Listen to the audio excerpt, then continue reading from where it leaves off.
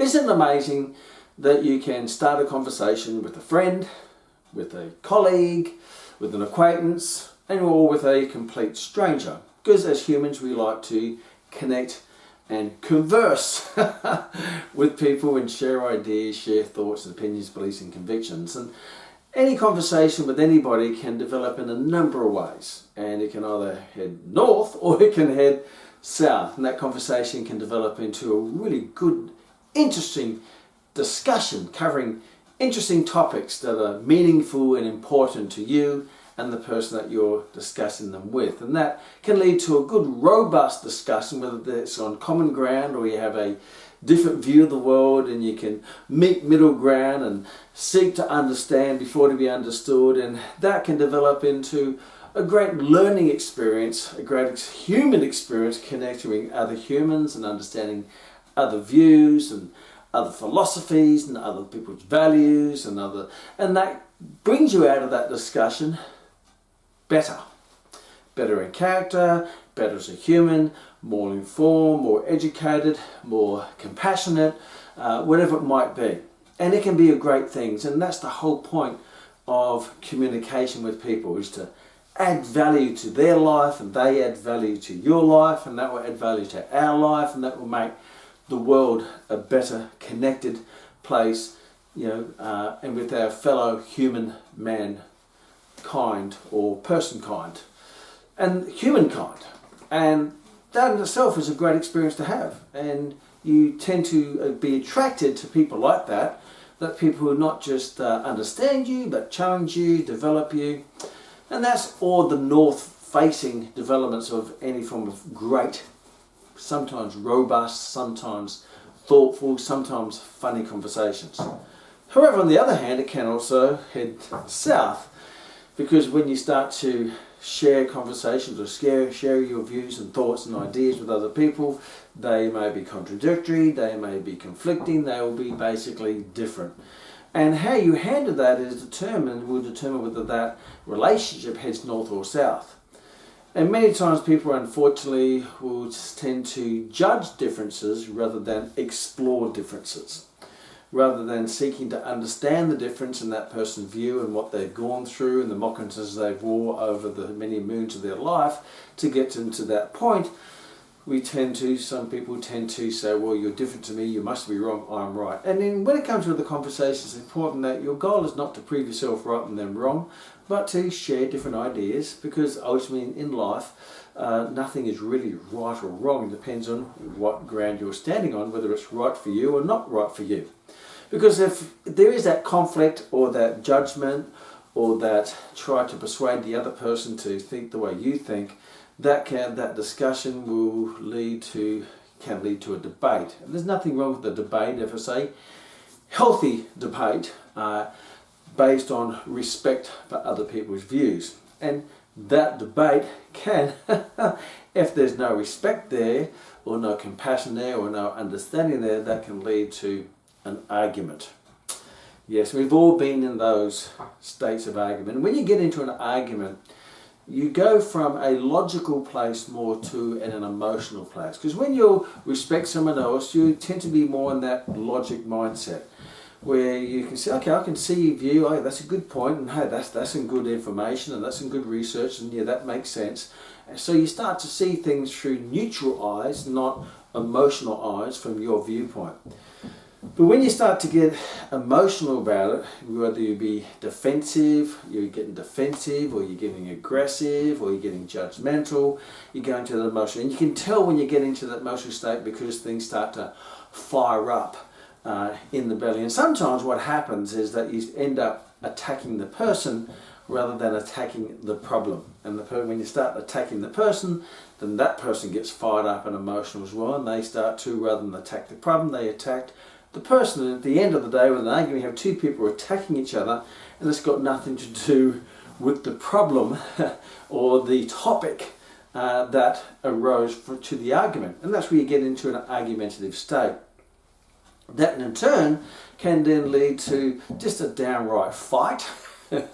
So you have a fight with each other and you start to throw things at each other, whether it be throwing things in words or accusations or abuses or judgment or whatever it might be, and sometimes throw physical things or fists and punches, now you're into a fight.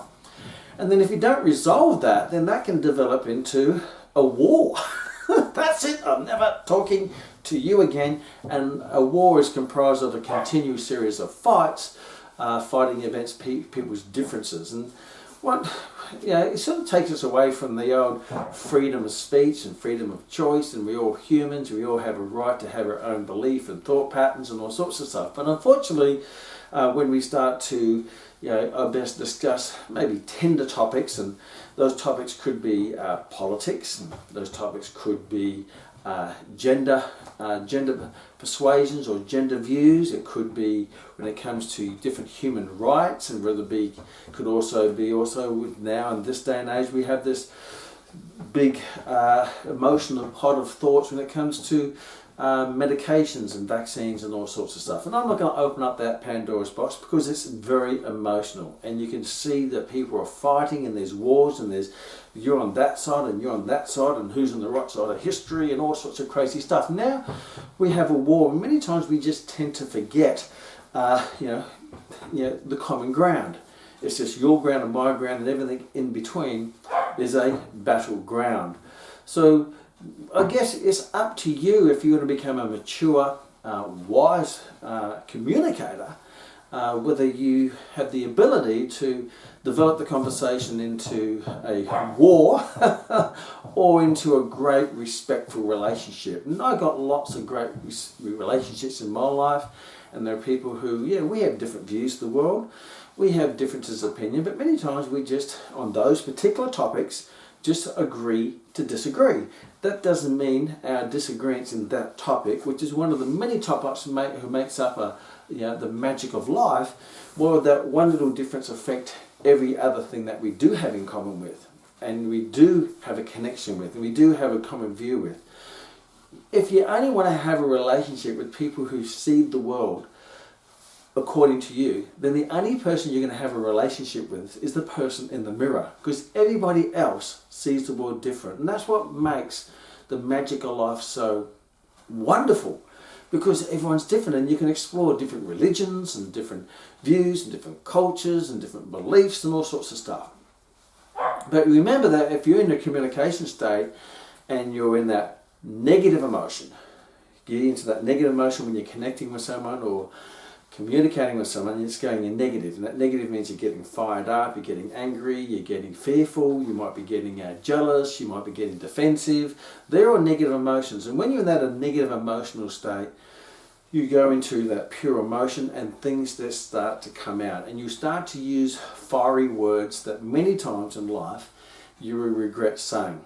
And if you look back on your life, throughout your life, and think of all the times that you've had these quite emotional outbursts or quite emotional scenes of fighting and wars and sorts of things, and you've got over it, and you've gone from that emotional state. It may take days, if not weeks, if not years, to go from let the dust of emotions settle down so you can actually see the past from logical eyes. And now you're in a logical state. You tend to go, oh my gosh, I don't believe I said that. We tend to regret the words, the things we say when we're in that emotional state, particularly if it's a negative emotional state. Now it can be a positive emotional state where you're in the emotional state of love and joy and fun and laughter and success and ambition and achievement, and that's all fantastic as well.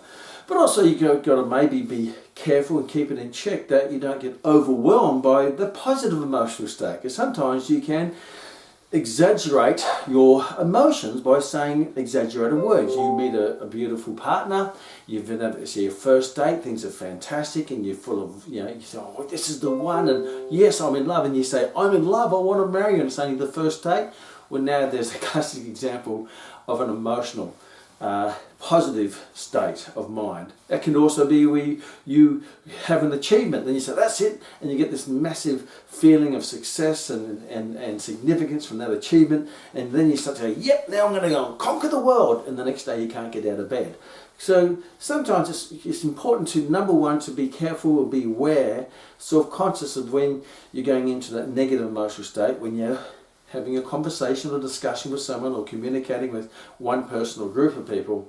But also be aware of where it be, the positive's great, because great things come out of that. But it also can be very challenging if you let your positive emotions get out of hand, because you tend to say things that you can't back up, and then in the negative you say things that you're going to regret. So today's session is to just be aware of conversations and discussions, and making things don't turn into a war, or they also don't turn into a promise that you cannot deliver on. So let's have a look at points of when you're going to come into contact with other people, because that's what life is about. It's about the human connection and the human spirit and the connection, the communication, the love, and to be able to have the skills to be able to nurture those relationships, or maybe sometimes just cut off those relationships. It's going to be your choice. At least you have that choice, you have that control. But also remember, everyone has their own view, as I shared before, their own belief, their own opinion, their own conviction. So before I can get into that, it's important to understand that what I was taught a long time ago is that where are people's emotional state when it comes to a topic of interest? And sometimes a sensitive topic, whether it be, as I said beforehand, politics, religion, gender, medical, they're all very, we taught when I was young, which is a long time ago, is there certain topics you don't divulge openly because people may attack you, and you don't necessarily always share or discuss because they can be quite sensitive. Never talk religion, politics or gender. I think now, in this day and age, now it's your medical preferences that's now put in that, because now that can be divisive. And it's not that those topics are divisive, it's that humans make them divisive. So my challenge to you is not to be the person that make those topics divisive. Make them a great topic of interest and of sharing and seeking to understand, and not necessarily always agreeing, but respecting someone else's view on that topic. And you respect, I have a religious upbringing when I was young, and I respect all religion. I respect all genders. It's called a free world. I respect all choices. You can choose to do what you want, as long as you're not harming other people, animals and children. That's my view from a personal point of view. But if it doesn't harm anyone, you can do what you want, when you want, with whom you want, for as long as you want. It's none of my business.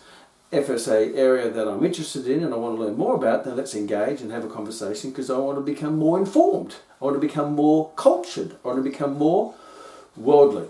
But also, we are emotional creatures, and emotions are important things to understand, because they're the things that help us survive through the Captain Caveman days of fight, flight, and freeze. Those areas because emotions is a driver. It's the emotional driver, physiologically, that our body's ready for action to fight off against the threat or the intruder, or to run from the threat or the intruder. So understanding that emotional can get us quite into motion. Now, is that motion going to be positive or negative? That's going to be up to you to choose at that time. But if you don't have the knowledge and the skill set to do that, you probably go straight into attack mode, and that will tend to be your reset button, rather than, okay, there are some, rather than being active, I can maybe be passive, and to rather put fighting fire with fire, maybe I can just use water for the fire, and that's going to be have less collateral damage in the relationship and the people around you. But yeah, we are certainly very much opinionated type people. But make sure you have the opinionates build relationships, not destroy relationships. When someone has a view, and I was taught this a long time ago, when someone has a view, an opinion of something, and they haven't been exposed to it very long, and they're very open. Because when we're young, we're very open to learning. We're open to everything. I used to believe in the Santa Claus would come in the middle of the night and leave me presents, and the Easter Bunny would come and leave little chocolates. And I just, like a kid, you believe that. And the Tooth Fairy would give me 10 cents for my tooth. And I used to believe all those things, and just because that's what a child does. They're just so open to learning, and they enjoy the fruits of imagination of life. And that's a great place to be. But as we tend to get older, we tend to sort of harden our views on different things. And sometimes we harden our views on different things, not based on evidence, or not based on information or science or proof. We just harden our view on those things because of maybe our circle of influence, or what we've been taught, our upbringing, our personal experiences, what it might be. Not all of those are in our own control. So when someone has a strong view of something, just be very careful that you don't blame or judge the person, because they just might be the product or the result of their upbringing, or their religion, their religious upbringing, or their social upbringing, or their value systems that they were brought, or their own experiences. It's very hard to, it's impossible, not even hard, it's impossible to understand what someone's gone through. And maybe if you actually knew what they've gone through to get that view, even though that view is completely different to yours, if you knew what they went through, whether it be their choice or not their choice, then maybe you'd actually understand and have a bit of compassion. It would be a great paradigm shift. It says, oh my gosh, if I had that upbringing, goodness knows what would have happened to me. But we're very quick to judge people's views without seeking to understand why they have those views, or they have those opinions, and what are all the elements of their life that led them to that position. And that may not have always been in their control. So the first rule is don't judge. There's a great thing I was taught is don't judge others, and make sure that you forgive others. And that was a great principle who's taught to me from someone who says, Jesus, and I'm not necessarily religious, but Jesus is a person who forgives all but judges none. Isn't that a great philosophy? So maybe take the Jesus philosophy. Forgive all and judge none. What a great place to be, because now you're going to build no barriers. And the biggest barriers that are built are barriers that are based on judgment of differences. That's what we build barriers on. If you want to break down those barriers, then get rid of the judgment and forgive and welcome people in.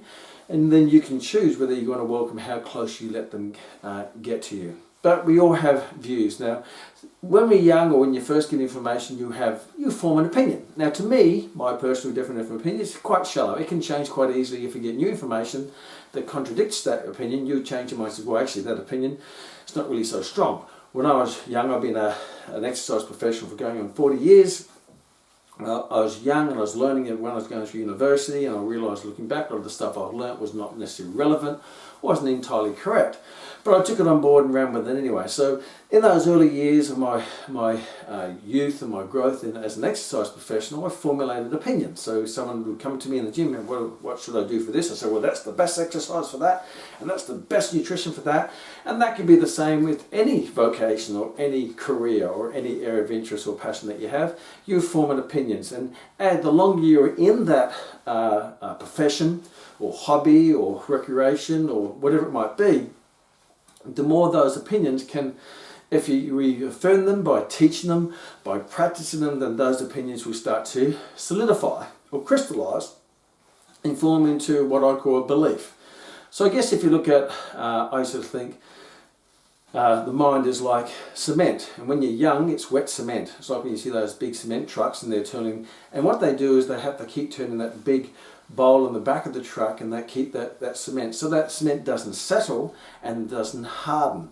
So you've got to keep the thoughts going. So when you're young, your mind is like wet cement. It's moldable, it's changeable, it's adaptable, it's not set, it's constantly moving, which is a great place to be. And a good little lesson is to keep your mind in that state, so you're going to keep growing and keep changing, keep developing. However, if you start to not move that mind or thought process around, you start to set your thoughts on a certain opinion by just doing it, practicing it, teaching it, living it, and not opening yourself up for new ideas and new thoughts or new views, then that opinion becomes a belief. And the belief is a lot stronger than an opinion. A belief, in my view, is something which is, I've taken ownership of that piece of information. I've taken ownership of that view. So if ever that belief is now questioned or debated, or is sometimes, and I'm emotionally attached to it, then I feel you're attacking that belief system that I have. So rather than, if it's negative, rather than discussing it, you will start to defend it, and you start to attack back, and you start to push off, and you start to, and all of a sudden that goes to that discussion point where it goes south, because you're attacking this. This is mine. How dare you try to change what's mine?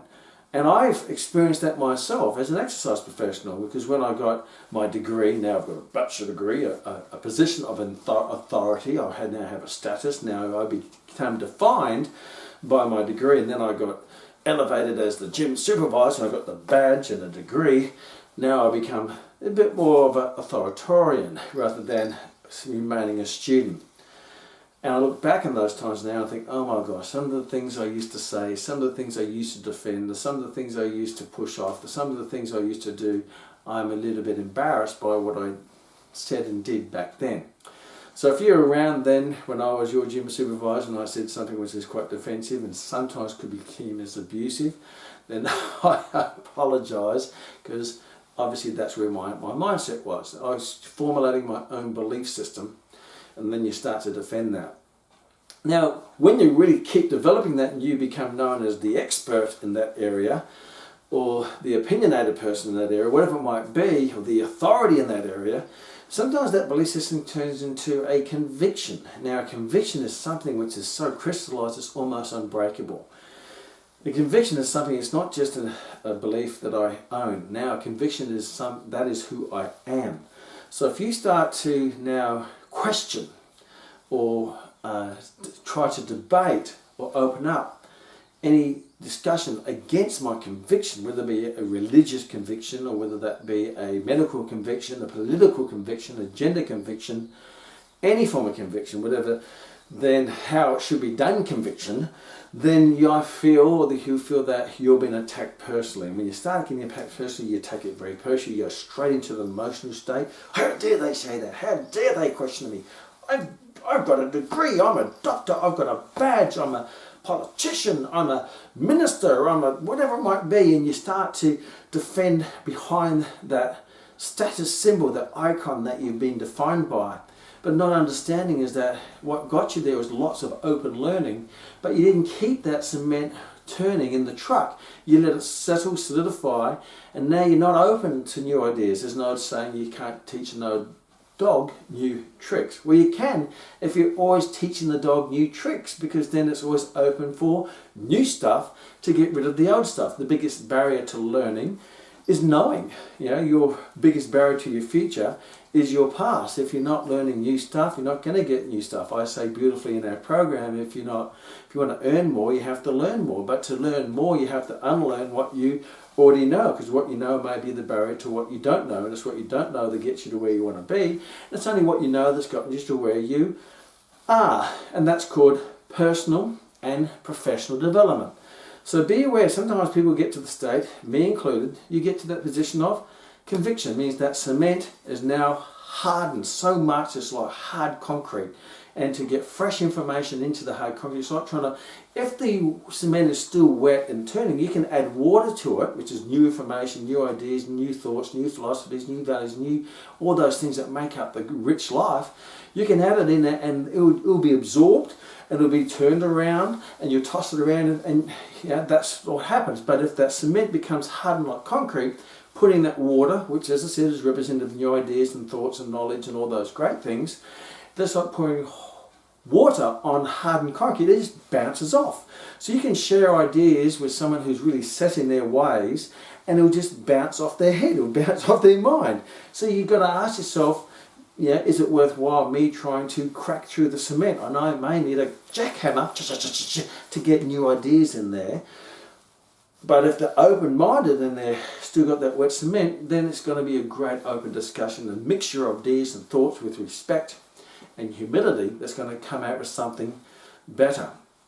So that's just a little bit of a background for you to seek to understand where people are. It's not right or wrong, that's just the way things are. For example, I love my father very, very much. He's passed away. And being someone of vintage, and when he passed away he was well into his 80s, but he'd been through the war, and he grew up on a farm with no running water and no electricity. So he had a very tough upbringing in country Ireland, went through the war, went through those times that we have been blessed not to have to go through. And he worked and he fought the war for freedom to give me the opportunity to live the magical life that I've had through the 70s and 80s and 90s, and now into the 2010s and 20s. And obviously he's formed his own values and his beliefs and convictions. So we didn't always agree on a lot of things, but what I did do in our time together, I'd find the common ground that would sit down and have a great conversation, develop a great relationship full of love and trust and connection. But there were certain topics which I deliberately didn't bring up because we had a different view on the world on those topics. And that's not right or wrong. He has his right to have his own view. He's lived his own life. I haven't gone through the war. I wasn't brought up on a farm with no water or electricity. I remember Rory and I, we went travelling through Ireland some time ago, and when he was alive, he took us to where he was brought up. I thought, oh my gosh, it's just amazing. You know, kids today, and there's no judgment there, but kids today get stressed out over, you know, they got the latest iPhone, or whether they get a like on Facebook. Where he woke up with no electricity and he had to go and see if there's any water in the well, which is a little hole in the ground, to give water to the family. So it's a big paradigm shift of understanding. He said, hey, you know, this person's been through what I would never imagine, even if I could get through it. And he's given the opportunity now. So who am I to judge him on his views and convictions and his opinions and beliefs? Because, hey, he has a right to have them, and they're very justifiable in his own mind, and that's not right or wrong. That's just the difference of people and what makes up the magic in life. It's like the jungle. Everyone has different views, and there's different animals. There's the monkey, there's the bird, there's the hyena, there's the lion, and none of it is more important than the other, because they all make up the jungle, as we all make up the world made of humankind. Meaning, be kind. Human, kind. Be kind. Particularly, it's great to say that you're kind, but are you kind when you don't have to be kind? And are you kind when you have every reason not to be kind? And that would be a great judgment of your own human character. I was always taught your character to determine by how you treat people who have nothing to offer you, but more importantly, how do you treat people who actually attack you? Do you attack them back? Means you're allowing yourself down to their level of thought, or are you staying above that? But that's another discussion. So understand there's opinions, there's beliefs, there's convictions, and there's an old saying, it's important that you pick your wars. You know, don't pick a fight that you're not going to win. You know, the great Winston Churchill beautifully said, don't bark at barking dogs. And I understand that because I have 4 dogs. So if a dog barks at you, and you know, sometimes I go, you know, when I was younger, go running or walking and the dog bark at me. Do I bark back at the dog to shut the dog up, or to overbark the dog? That would be really silly, wouldn't it? They're dogs, they bark, they're great at it. Me, I'm an amateur in barking, so why do I start an argument with the dog by barking at it? That would be crazy. Just let it bark itself out and eventually go to sleep because you get tired of barking. But for me to stir it up by barking back at it, which is like an argument, and what you tend to do in an argument, people's tones or voices goes up, you know, the volume goes up, and you try to outbark each other, but no one's actually listening. You're just making this loud noise, hoping the louder the noise, the more you're going to win. And you go away and says, yes, I told them. Well, you didn't tell them anything because they weren't listening to a word that you were saying. You know, there's another great saying which I learnt, never argue with an idiot, because now you've got 2 idiots arguing. And they'll beat you every time because they've been an idiot longer than you. But if you keep engaging in that, you'll soon become the idiot. And many times we be careful, you know, understand that label of the idiot doesn't mean they're an idiot. This probably just means that I think they're an idiot because they have a different view than me. So they probably could be a genius and I'm the idiot. So sometimes you don't know who really is the idiot until many days, months, years, decades after, and you look back and go, well, I look back in my life, and sometimes there's times I've had these quite robust discussions where I've just boom, and if anything I've attacked because I've been defensive because I was in that conviction state, and I look back, and at that time I thought the person I was attacking, and I was overpowering them with my words or my education or with my loudness or with my attitude, or whether it be my confidence, which is really probably arrogance. And I walked away telling them what I thought, and I thought I was the genius and they were the idiot. But looking back on it, many times I look back and say, actually, I was the idiot and they were right. Isn't that funny? So let's not put ourselves in that position where in the future we'll look back in the current and look back and say, geez, wasn't I the idiot? Wasn't I stupid? Wasn't I naive, ignorant, and passionately and sincerely naive, passionate, idiot. Because sometimes people, they truly, when someone says something and then that convict, they truly believe in what they're saying. And that, I'm not saying it's right or wrong, but they themselves, they think it's right. And they're passionate about it, and they're sincere about it, and they can be quite convincing about it, and so that then pass it on to other people. But I want you to be able to see through the smoke and mirrors, and be able to see as much of the truth as you can. Because no matter what the topic, there's always two sides. No matter how thinly you slice it, there's always two sides. And a mature person would look at all the sides. And many times with any topic, there's not two sides, there's dozens, if not hundreds of sides, depending on where it is and where you're at and what you're doing and the experience that you have. So be that mature person who doesn't accept anything but just explores everything to find as close to the truth as you can possibly can, that you can live with and you can have a discussion. So rather than, hey, there's my side and your side, well, actually there's more than that. Life is more complex than just two sides. And be respectful to yourself and be humble in your knowledge, respect for other people, humble with yourself, and be able to explore everything as much as you can to develop yourself in your personal and professional development and to build your character and being that person of wisdom that people see, okay, he's level-headed or she's level-headed and she has a good view of things, but she doesn't judge anyone and she accepts everyone's thoughts and listens to everybody. So here's a couple of things that you're going to, when you come in contact with people, whether it be socially or professionally or randomly, whether it be friends, acquaintances or strangers, sometimes conversations will grow their own legs. And you can start with simple conversation opens, hey, tell me about you and tell me your views on that and what do you do and why do you do that, and that's going to open up conversation. And sometimes topics will arise, and at the moment there's obviously the topic of what's going on in the world now, and everyone has a very strong view, and when you look at humankind, there's not a lot of kindness going on. It's almost human judgment, human division, and that never leads to a good outcome. That leads to a war, and when it comes to a war, no one wins in a war. Everyone loses. There's the great Einstein said, he says, I don't know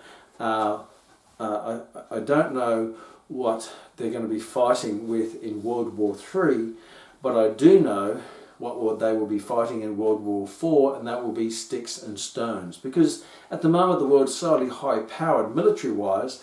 If a world war, there's not going to be anything left. We're going to be fighting with sticks and stones again, back to World War Zero when cavemen and tribes were throwing stuff at each other. My point being is that if you let this get out of hand, it will turn into a war and there's no winners, zero winners whatsoever, and you'd be sitting there regretting what you said and what you did. So don't poke the rattlesnake, is a great saying I was taught. Don't poke the rattlesnake. If there's a rattlesnake, let sleeping dogs lie. I mean, sometimes you just let them go. don't engage. Don't poke the rattlesnake because he'll end up biting you. If I look at communication, I see a strange dog walking down the path, and that strange dog is a Labrador and its tail's wagging. Then I go, yay, it's a Labrador, because I love Labradors. I've got 2 Labrador retrievers. I had a Labrador Gold Retriever beforehand, another Labrador before that, because they're always friendly and great lovers and communications and cuddly and all sorts of stuff. Right? So I'm a bit more open to have a connection with a Labrador. But if I'm walking down the street and I see this dog coming towards me and they look like a wolf and their fangs are out and their ears are up and the hair's on the back of their neck and they're like this and they're muscular, I'm going to be a bit more cautious in how I connect with that dog. And I'm a dog lover for all dogs, and sometimes there's no such thing as good or bad dogs, it's just good or bad owners, because the dog many times is the reflection of the owner. So I don't blame a dog that's angry, because probably it's been abused by the owner or taught to be angry. So I don't attack the person, I attack the problem. The problem is maybe the person behind the dog, and that's another topic. So life is like that. You're going to come across people who are just naturally angry. You're going to have people who are naturally open and kind, and you can come across people who are quite like an argument. Some people are going to discussion. When you open up a discussion, you're going to get a sense of their position on any particular topic when you ask them about that topic. So if the topic comes up and you say, hey, so what are your thoughts on that? When myself and Ray, we travelled to America We've probably been there 50 times at least. And obviously American is a real hot topic at the moment because there's the left and the right wing of politics, and they're all attacking each other, and it's all about cancel culture, and it's all very nasty war going on there. And wars these days aren't fought with guns and bullets and missiles. Now they're fighting with cancel culture, social media, technology, and all this type of stuff.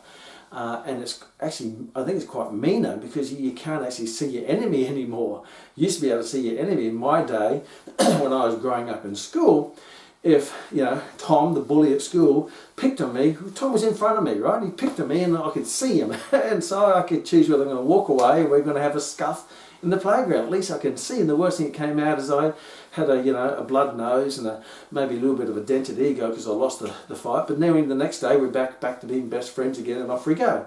But this day and age, it seems to grow its own legs on media. You don't even see your enemy. There's all these abuse things that are going on social media and comments and cancel culture and spreading, and it's can get nasty out there. So you've got to be very careful of who you engage in and where it could go. So be cautious now, because we're far more connected now, and things can quite easily, very quickly get out of hand. But if you do happen to engage in someone and you ask them on a particular topic of interest, could be emotional, could be quite a controversial topic, and you ask them, and one of the things Ron and I, we like to ask everyone's view, because if I get your view and your view and your view, then I'm going to have a whole collection of views that I'm going to be able to help me formulate a view which I feel that's probably closest to the truth or closest to the serving my life, rather than just being naive and thinking there's only one view. So when we go to America, we'll ask, hey, what's your view on the president? Or what's your view on this? Or what's your view on that? And all of a sudden, you get all these views. And I have two cabbies, and they will tell me two completely different things about the same situation. You can have the same thing happen, and 10 people will tell you 10 completely different versions of what actually happened. And the ones who are very emotional about it will be way up this end, and ones who are negative emotion will be up there, and positive emotions up there, and they'll be very all over the place. So when you hear stuff or you see stuff, it's not always the exact truth, because sometimes your truth through your eyes, truth is in the eyes of the beholder, as they say, can be affected by your emotional state at the time. For example, if you just had a relationship breakup, then every song you hear on the radio seems to be a sad song. If you're just falling in love, then every song you tend to hear on the radio is a love song.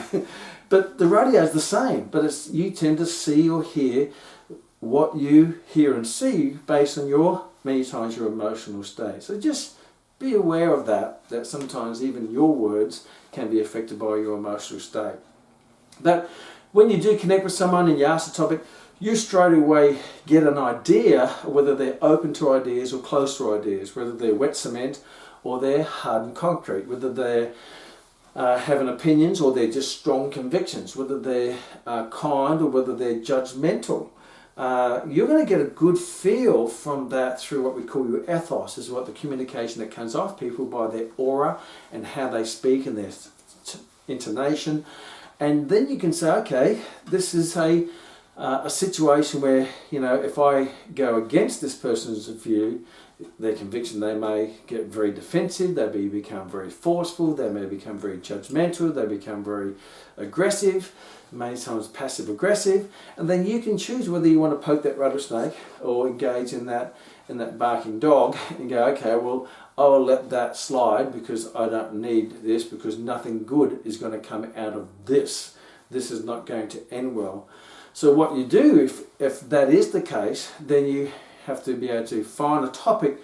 You can switch topics to something which is more neutral or more common ground. And many times I'll chat to people and they will go, "Arr," and go, okay, and then I would say, what do you think about this? And boom, it's something which is fairly neutral, but not necessary. So I just switch it to something else to, we don't need to discuss the rough waters here, let's go to the calm waters here, because I'm not going to be able to calm your waters because you're stirring up your own waters, and I'm not going to be able to put that fire out because it's a raging bushfire and I've just got a little bucket of water. That's not going to do the job. If anything, putting water on your fire is going to be like putting petrol on your fire. If anything, it will flare it up and it will blow up in my face.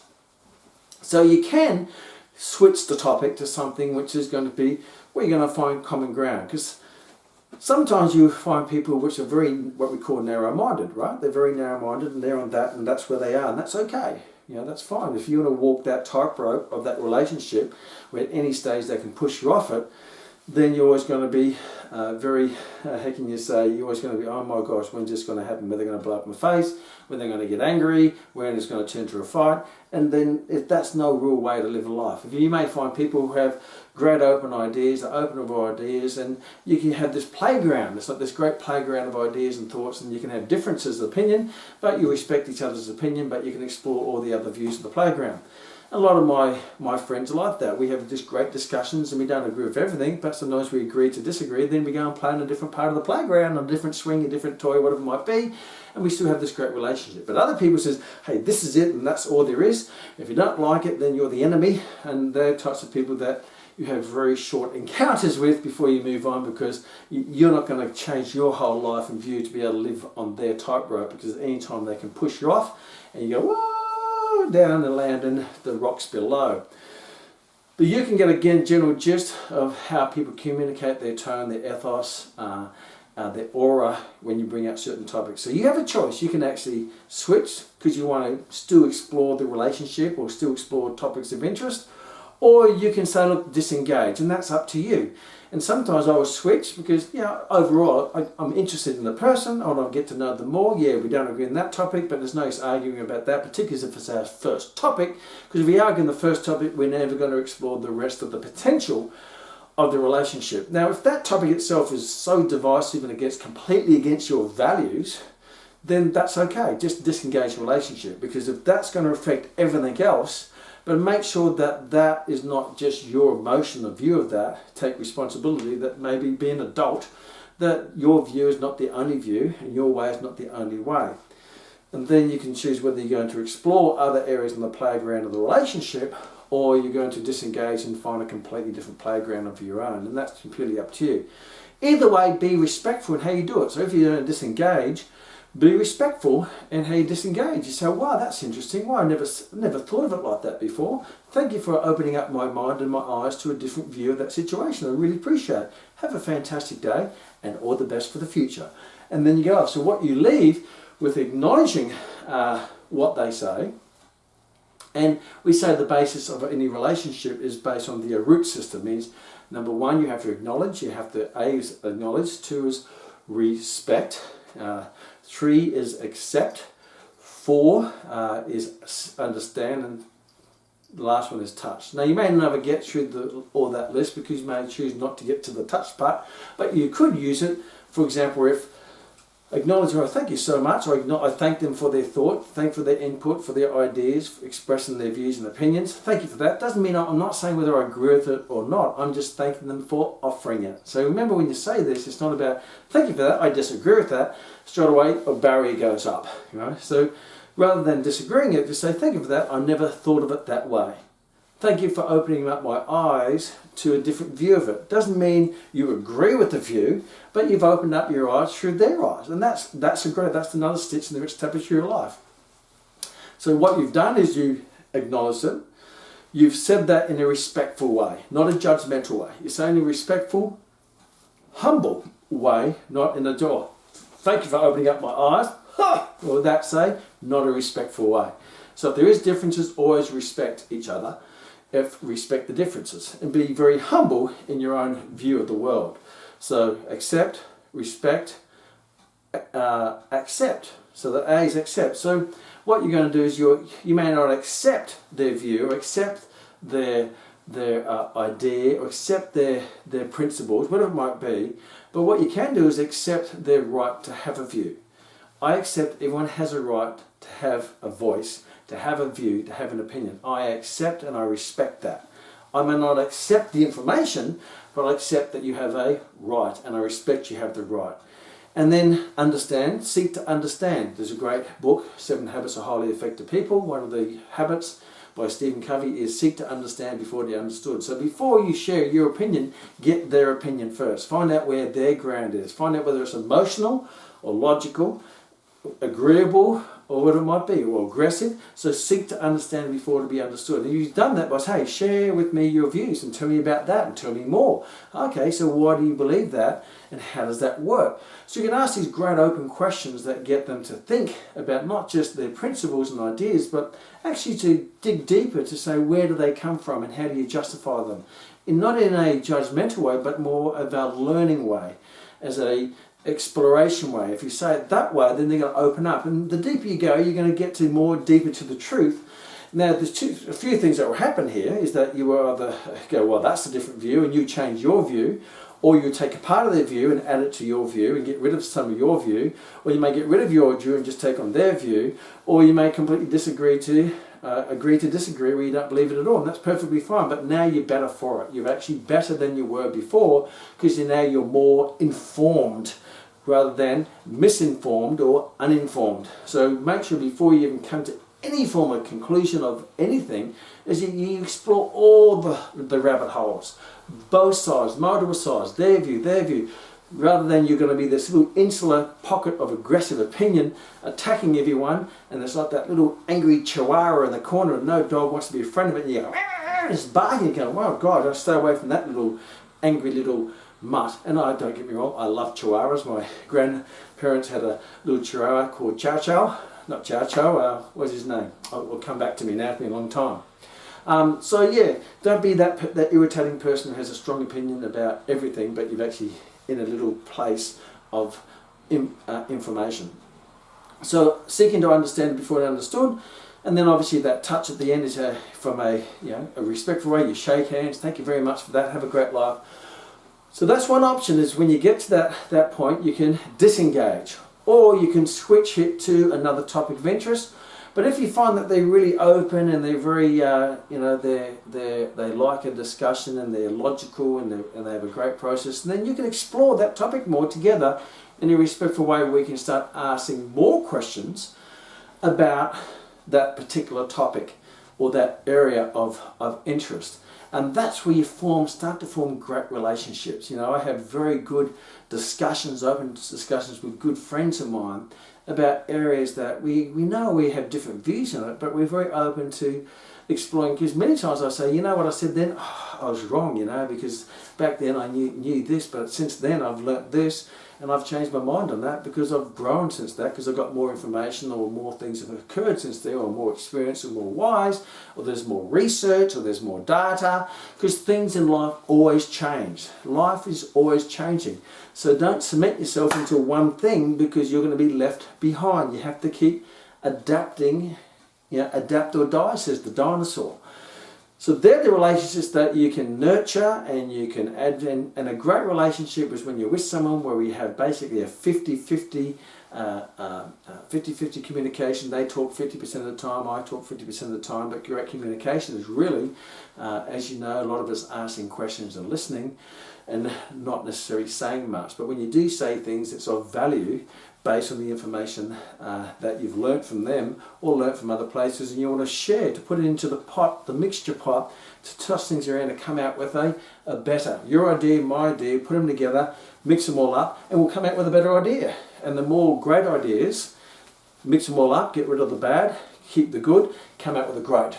And that's what great relationships are all about. It's about brainstorming. But if you want to brainstorm, make sure you storm with people with brains, because some people, their brains is dead. They're just fixed. Their brain is not active. They're fixed in the past, or they're set ways, and that's not right or wrong. That's just the way life is. But if you can be above that, and you can develop relationships with people like that who are always open for change and open for new ideas, and particularly if those ideas are conflicting or contradictory to their views, but they say, hey, that's completely different to what I think, but tell me more about that, and it doesn't get emotional, it stays logical. And then when you come up with a new great idea, then you get emotional about that, because it's a positive, valuable outcome of that process. It's called building bigger building blocks. So when you engage in conversation, discussion with people, to make sure it doesn't get to that stage of war, you want to get to that stage of a mutually respectful, loving relationship. And that many times can be determined by you whether it goes north or south. But if you're trying to take it north and they're way pushing down south because they're so fixed in their ideas, or they're concrete, or they're judgmental or angry, or they're in that place of blame-itis or excuse-itis or whatever it might be, then hey, let's just let that one slide. And then you can do one of three things in that whole process. Number one, tell me about that. Anyone thinks differently? They're idiots. You go, oh, wow, thank you so much. I never thought of it like that. Thank you for giving me some great insight and great input and sharing me a different view of things. That's really fantastic. So what do you think? Says, well, my mind isn't quite made up, but you certainly added value to me to make up my mind. Thank you very much. I really appreciate it. Shake hands. Have a great day. Have a great life. All the best. So that's all following the root system, and you're disengaging. B scenario is that, hey, that person has something valuable, they're quite aggressive in that area, but let's switch topics to see if there's other potential to develop a relationship, even though they're pretty set in that. Because maybe sometimes if you develop a relationship in these less emotional places and they're based on logic and they start to like you and they start to respect you on these areas, then what they may do is they may start to respect your views on this area and vice versa. You may get to know them better and understand a bit more of why they have that strong view in this area, and they'll get to know you and be more open to you sharing your ideas. So sometimes going over here in non-emotional areas, negative emotion, more maybe positive emotion, things that we have an interest, oh, that's fantastic, oh, we're so much alike, yeah, even though this little area is there, this and sometimes can open up this and break down the concrete here and it starts to fall apart, fragment, and before you know it, you come up with a win-win. So win-win means that I'm not compromising for you, you're not compromising for me. We're finding middle ground and finding a win-win, and we can manage this even if we do have differences, so we can still explore and enjoy this. Or this may be broken down and you come up with something whole new, completely new. So that's another option. Or number three, the third option is that, hey, you can see they're really open-minded, you really want to get to know them, they want to get to know you, you have a respect for each other, and you can have some good, robust, thoughtful, genius type discussions in this particular area. And the great Einstein says when it comes to mindset and thinking, people, this is his words, not mine, there are three different types of people in the world. The first type of people he calls losers.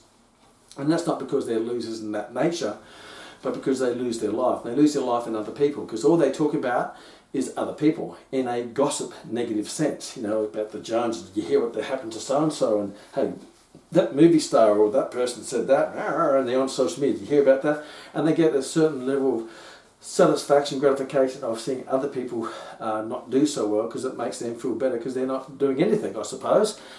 So what they do is they lose their life in other people. So if you eavesdrop in conversations and all they're talking about is the boss or the other person or the neighbour or the movie star or this celebrity and this, then there's not much going on there. Unless you're that way minded and wired, then certainly join in, and that's fine, and that makes you happy. Good luck to you. But nothing new comes out of that, and you end up losing your life, because all you're doing is living your life through looking at and judging others. Then there's a second category, what he calls average people, and that's not right or wrong, but average people, they tend to live their lives through events. They look for the week, they're looking forward to the weekend, they're looking for the event, they go to the football, they go to the sporting event, they go to the concert, they go to the movies, they go to the whatever it might be, and there's nothing wrong with that. But they live their life looking at other people living a greater life or living their dream. Either a rock star and a movie star or a celebrity or what it might be, and you live it through the events of those people who are producing events. So you pay a mission fee to go to the football, a mission fee to go to the theatre, and that's fantastic. That's all great if that adds value to you. But it's not just distracting you from an average life. If you're talking about other people and that's just a distraction mechanism to stop you from living your dream life, then that is not a good outcome. If your whole life is going to the sporting event because that's distracting you from living your life in an event that you want to live, then that's not necessarily a great outcome. But if you're I like to talk about people who are doing great things because that inspires me to do my great things. I love to, go to the movies or the sporting events because that inspires me because they're living their dream. Why can't I live my dream? So those two situations can be positive and negative depending on, is it distracting you or is it motivating you to go and live your life? Is it distracting you from your life or motivating you to live a better life? And the third type of people that Einstein talks about is what he calls geniuses. And all geniuses do, all they talk about is ideas. Ideas and way to implement. So their mind's always about this idea, let's do this and let's do this. So they're building and creating and innovating things. And that's ideas. And the ideas sometimes is developing your own ideas and changing your own ideas and opinions and beliefs and values over time to make them better, And it's great to be able to brainstorm with other like-minded people because your future will be determined by your circle of influence, like-minded people who are putting their great ideas without judgment, without being abused or without being cancelled or whatever it might be, and you come up with better things for each other. And the ultimate value of a relationship is that I'm adding value to your life and you're adding value to my life. So I get a better life, you get a better life, we get a better life, and we can pass it on to everyone else. So we make the humankind a better life. We're adding value to the world, not taking value for the world. So focus on things that are important, not things that are insignificant. And don't focus on small stuff because at the end of your life, it's all small stuff. See you in the next Kmax.